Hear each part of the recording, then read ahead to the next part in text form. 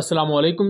Welcome to एमराद। Pakistan day parade के मौका पर पाकिस्तान ने पहली दफा Fateh 2 multiple launch rocket system को पब्लिकली मंजर आम पर लेकर आया। और फतेह 2 और फतेह 1 में बेसिक फर्क क्या है, और इसके साथ साथ ऑफिशियली ये अनाउंस किया गया है कि फतेह 3 और फतेह 4 भी डेवलपमेंट फेजेस में है। और in future multiple launch rocket system की रेंजेस क्या होंगी और किस तरह एक रॉकेट और एक मिसाइल में हम एक डिफरेंस कर सकते हैं, और क्यों इन MLRs के लिए एक्सपोर्ट सक्सेस काफी ज्यादा अहम होगी पाकिस्तान के लिए, और क्रिटिकली इनकी फ्यूचर प्रोडक्शन को लेकर भी। 23 मार्च 2024 को पाकिस्तान डे परेड के मौका पर पाकिस्तान गिट्स के तैयार करदा फतेह मल्टीपल लॉन्च रॉकेट सिस्टम्स को अनवील करता है। बेसिकली फतेह 1 तो इससे पहले ही अनवील हो चुका था।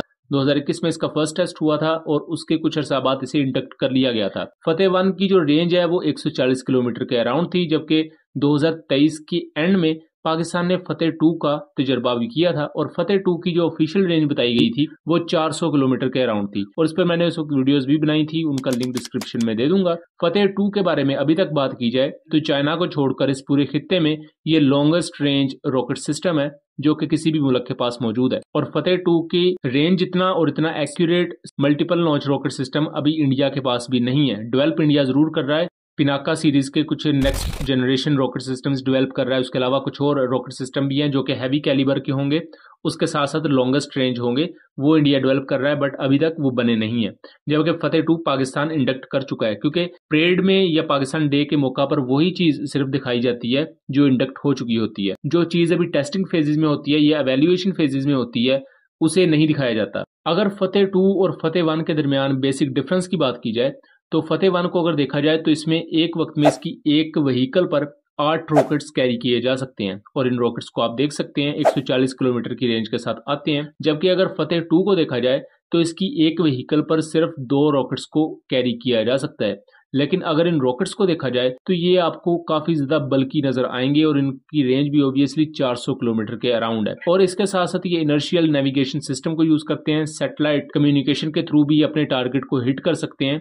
इनकी सर्कुलर एरर प्रोबेबिलिटी को बेहतर किया गया है, जिसकी वजह से ये ज्यादा एक्यूरेसी के साथ अपने सिस्टम को डिस्ट्रॉय कर सकते हैं। अगर फतेह 2 के रॉकेट का डिजाइन देखा जाए तो फतेह 1 से काफी हद तक डिफरेंट है, और इसमें आपको पीछे वाली साइड पर यह स्ट्रक्चर देखने को मिलेगा जो कि इसे दौरान प्रवास मनूवर करने में यानी कि अपनी ट्रिजेक्टरी चेंज करने में मदद देगा। और ये दुश्मन के एयर डिफेंस सिस्टम से बचने का एक आप समझ लें रवायती सा तरीका है, और ये रवायती लेकिन कारगर तरीका काफी ज्यादा अहम होता है। और जितने भी ये बैलिस्टिक मिसाइल्स या बैलिस्टिक रॉकेट्स होते हैं इस तरह के, उनमें यही तरीका यूज किया जाता है। फतेह 2 में जो इस तरह के फिन्स हैं ये आपको वॉरहेड के करीब नजर आएंगे ऊपर वाली साइड पर। इस वक्त नॉर्मली एयरफोर्स और नेवी पर ही ज्यादा रिसोर्सेज आपको खर्च होते हुए नजर आएंगे, और यही वो दो इंडस्ट्रीज हैं जिससे मुल्क दफाई तौर पर कमाते हैं। और इसके साथ साथ यही वो दो ब्रांचेज हैं जो ज्यादातर आपको इन एक्शन नजर आती हैं। आर्मी में इस वक्त जो 2-3 चीजें बची हैं जिनको लेकर हर मुल्क तरक्की करना चाहता है या हर मुल्क आगे लेकर जाना चाहता है उन्हें, वो या तो रॉकेट सिस्टम्स है, या आपकी मिसाइल टेक्नोलॉजी है, और दूसरी आपकी आर्टिलरी कोर होती है यानी कि आपका तोपखाना। और अगर इस मैदान में देखा जाए तो पाकिस्तान ने सिग्निफिकेंट इसमें प्रोग्रेस हासिल की है।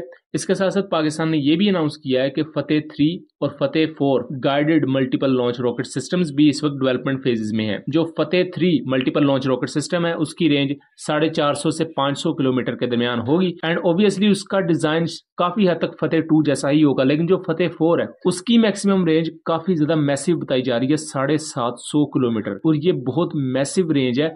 बहुत से मुल्कों के नजदीक तो इवन फतेह 2 भी एक मिसाइल की तरह है, जैसा कि हमने एक टर्किश सोर्स को दिखाया था, क्योंकि सऊदी अरब में पाकिस्तान ने फतेह 2 रॉकेट सिस्टम को डिस्प्ले के लिए पेश किया था, और उस दौरान ये खबर आई थी कि सऊदी अरब और तुर्की ये रॉकेट सिस्टम खरीदने में काफी ज्यादा इंटरेस्टेड है, क्योंकि सऊदी अरब और तुर्की के पास इस वक्त जितने भी मल्टीपल लॉन्च रॉकेट सिस्टम है उनकी एज मैक्सिमम एज जितनी भी रेंज है ना वो 80 से 100 किलोमीटर के दरमियान है। तो उनके लिए फतेह 2 एक काफी ज्यादा अट्रैक्टिव रॉकेट सिस्टम था, इस वजह से वो इसमें काफी ज्यादा इंटरेस्टेड भी हैं। अब इसको लेकर ओब्वियसली निगोशिएशंस होंगी, फ्यूचर में पता लगेगा कि वो इसे खरीदते हैं या नहीं।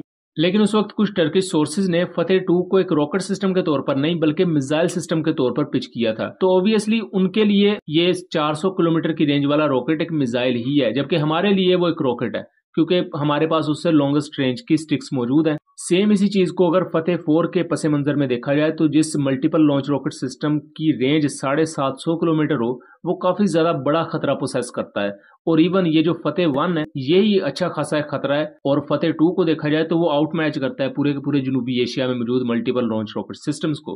सो आई होप कि चीजें क्लियर रही होंगी। वीडियो पसंद आई हो तो इसे ज्यादा से ज्यादा शेयर कीजिएगा ताकि इस तरह की मजीद इन्फॉर्मेटिव वीडियोस हम आपके लिए लेकर आ सके। चैनल को सब्सक्राइब कीजिएगा। मिलेंगे अगली वीडियो में, तब तक के लिए अल्लाह हाफिज।